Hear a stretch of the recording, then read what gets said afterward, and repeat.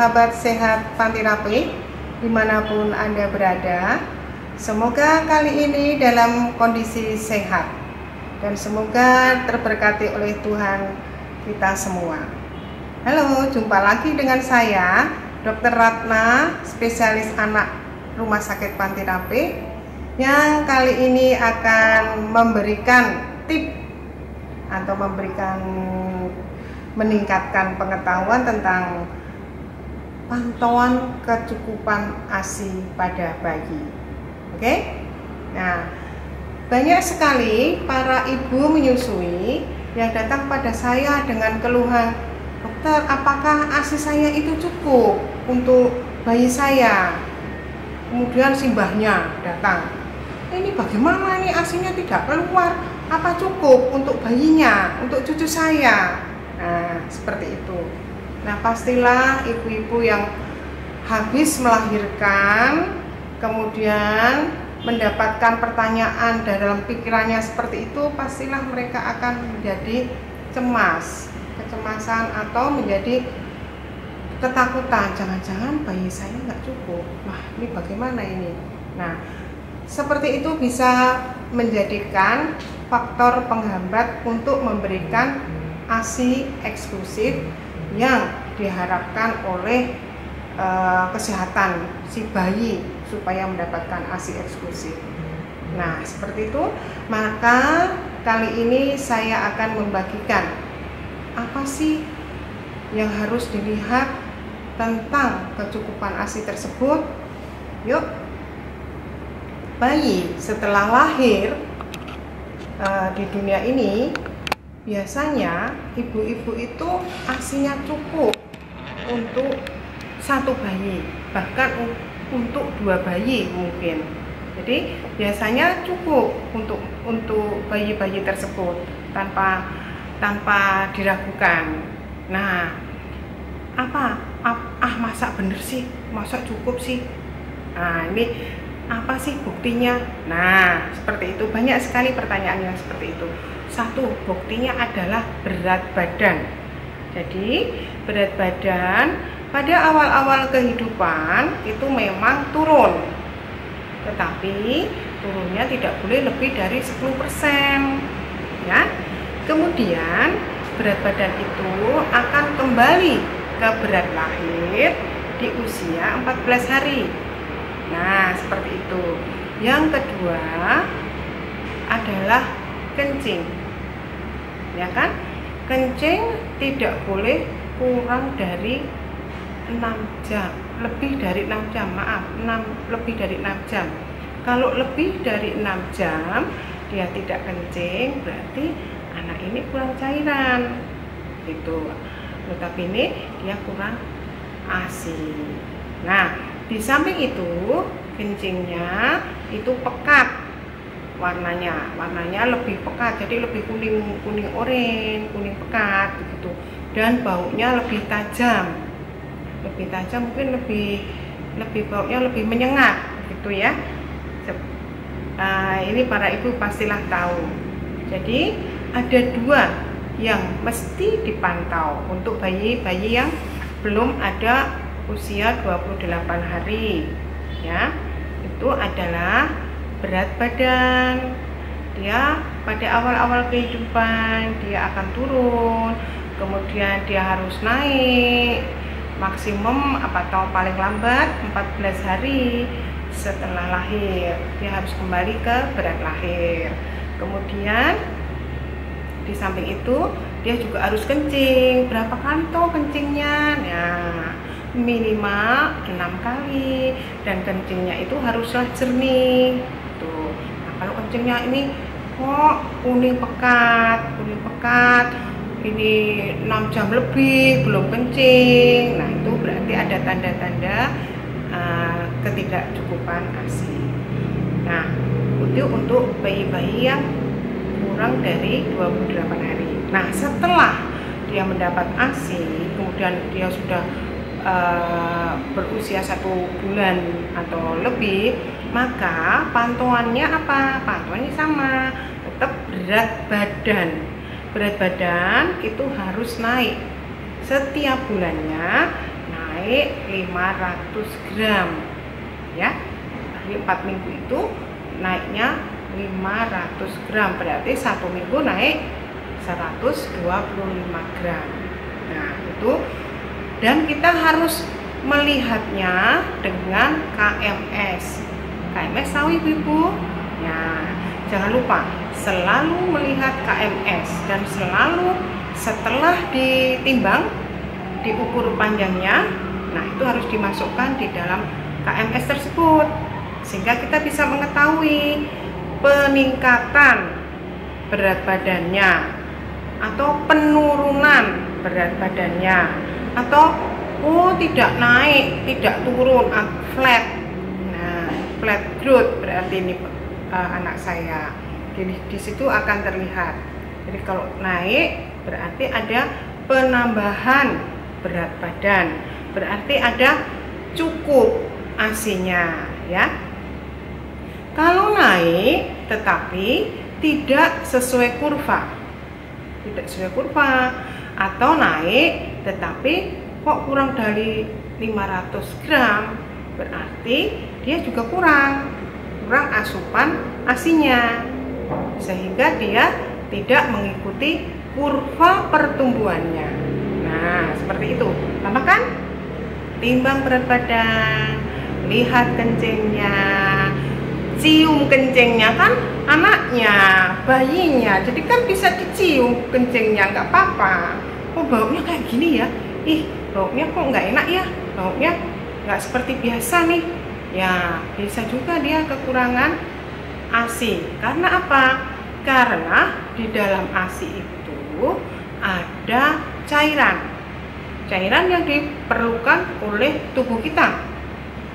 Nah kalau kekurangan cairan berarti dia kencingnya juga sedikit ya, logikanya begitu, nggak usah dihafalin. Jadi di dalam manusia hidup perlu minum dan perlu makan. Pada bayi itu sudah disediakan itu di satu makanan, yaitu ASI. Dia sudah ada cairannya dan sudah ada nutrisinya. Dari situ dia kalau kencingnya sedikit, berarti ASI-nya kurang. Kalau berat badannya tidak naik sesuai dengan kurva pertumbuhan di KMS atau kurang dari 500 gram, berarti ASI-nya kurang. Begitu. Gampang bukan? Nah, seperti itu. Banyak sekali yang karena takut, malu bertanya, sesat di jalan, ya kan? Kalau malu bertanya, sesat di jalan. Nah, kalau misalnya, aduh ASI saya cukup apa, nggak usah malu-malu datang ke rumah sakit Panti Rapih. Ini loh, ASI saya itu cukup enggak? Maka nanti petugas laktasi di klinik laktasi kami akan memberikan edukasi, memeriksa. Oh ini biasanya kalau bayi-bayi awal kehidupan itu biasanya ketidakcukupan ASI itu bukan berarti produksi ASI-nya yang tidak cukup atau sedikit. Biasanya bukan itu. Faktor yang paling sering mempengaruhi ketidakcukupan ASI itu adalah faktor menyusui. Kemudian yang kedua adalah faktor psikologis ibu. Itu yang paling sering. Ya. Apa sih faktor menyusui itu? Faktor menyusui itu begini, supaya ASI itu bisa keluar. Nah, cara menyusuinya juga harus benar. Ya. Kadang-kadang ada bayi yang menyusunya itu diputing, nyut. Nah, itu juga keliru. Jadi faktor menyusu itu perlekatan. Nah, perlekatan itu haruslah benar. Yang diisep adalah areola mama. Jadi puting yang di ujung itu berada di sana, di belakang mulut atau di palatung durung, atau di nek basa awamnya itu di dekat telak. Nah, di depannya. Nah, jadi bukan imit gitu. Nyusunya bukan imit di ujung puting, di putingnya doang. Bukan seperti itu. Jadi mungkin faktor menyusu yang kurang benar. Kemudian kalau menyusu harus dalam satu garis lurus, jadi perut gampang aja, perut ketemu perut bayi ketemu perut ibu, kemudian ibu berada dalam kondisi nyaman dulu, bayi diarahkan ke ibu gitu, sehingga ibunya nyaman. Dalam waktu menyusui itu ibunya merasa enjoy, merasa senang. Nah, seperti itu. Sehingga bayinya juga akan merasa nyaman dengan menyusu tersebut. Nah, seperti itu. Di faktor menyusu, biasanya kegagalan menyusui itu ya seperti itu, perlekatan. Jadi payudaranya itu sudah berisi ASI, cuman kok nggak keluar. Ternyata bayinya ngenyutnya, menghisapnya di puting, bukan di areola mama. Atau juga ini areola mamanya itu keras karena penuh, ASINya penuh sehingga areola mamanya keras. Nah, itu juga nanti bayinya akan kesulitan dalam menghisap tuh. Itu. Jadi bukan karena faktor ASINya tidak terproduksi istilahnya, bukan seperti itu, tapi seberapa sering bayi itu menyusu itu akan memperbanyak produksi ASI. Seberapa gembira si ibu itu menikmati kehidupan bersama bayinya, itu akan meningkatkan produksi ASI.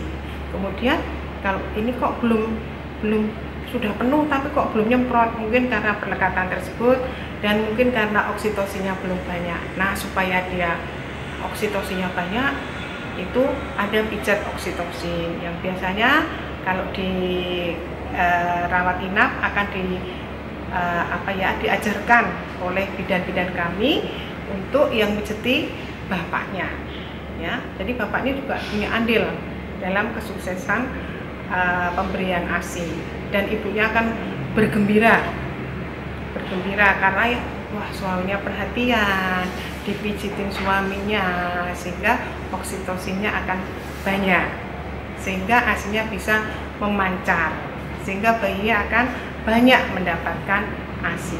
Yang kedua tadi apa? Faktor psikologis ibu.